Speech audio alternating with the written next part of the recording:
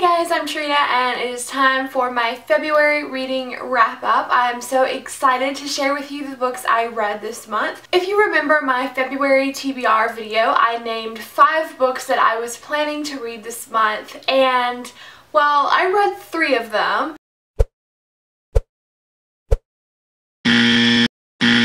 This month I ended up reading 5 books. Not all of them were the ones I had intended to read, but 5 is a decent number considering that one of them was over 600 pages long and it literally took me 3 weeks to finish it. I started out the month with Fairest by Marissa Meyer. This is the prequel to the Lunar Chronicles series, and Fairest follows Queen Lavanna. She is the main villain of the series, and in Fairest we just get to see much more of her background. I found this book to really help clear up the relationships of all of the characters in the series because I was having a little bit of trouble seeing exactly how everybody fit into the main picture, like why she hated people the way that she did. I gave Fairest 4 out of 5 stars because although I did really enjoy it, I didn't enjoy it as much as the main series. Then I read I Was Here by Gayle Forman. This is a book about 2 best friends who have grown up together,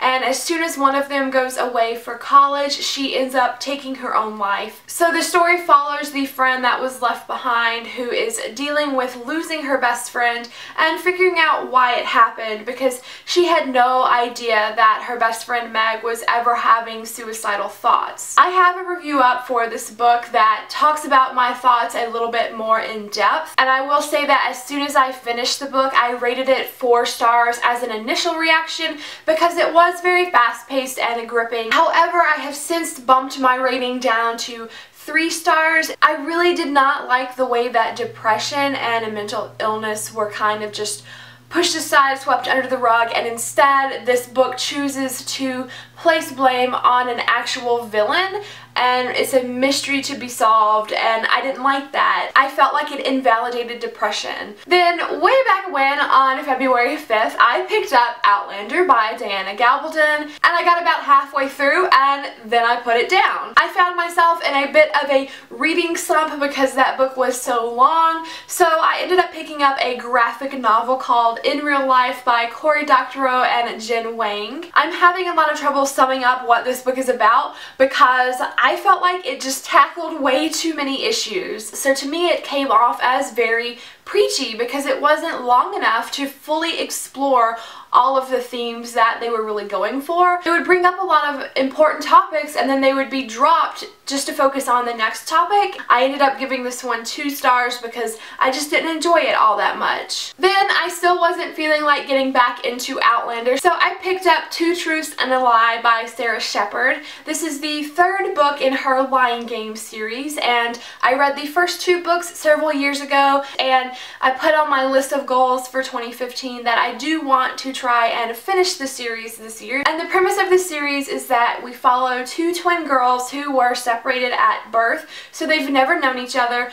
and one of them ends up being murdered, but we don't know why or who did it, and the other twin ends up stepping into her twin's life and pretending like she is her because nobody actually knows that her sister was killed, so she's trying to pretend to be her sister and figure out what exactly happened. Maybe it was that long break from it, but right now I'm really enjoying it and feeling good about finishing up the series this year. Then I did get back into Outlander, and you probably already know what it is about, but this book follows our main character Claire, who is a combat nurse in the war in the 1940s, and after the war ends, she goes on a honeymoon with her husband in Scotland, and she ends up being transported back in time. I'm hoping to have a review up on this soon, but I will tell you that this book is not at all what I was expecting. It is a lot darker and grittier than I feel like people portray it on BookTube. So I ended up giving it 4 stars. I didn't absolutely love it, but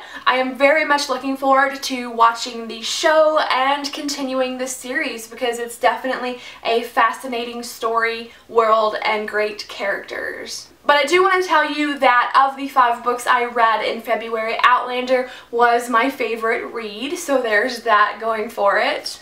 I also want to really quickly show you something new that I decided to do. I just randomly decided to make a star jar. I saw this on the Readables channel, and Priscilla has a video up explaining what a star jar is and how she uses it, and she also has a tutorial on how to make the little origami stars. So I actually have mine in this skinny vase because the jar that I tried them in first, they just aren't enough stars yet to really be seen well in a jar.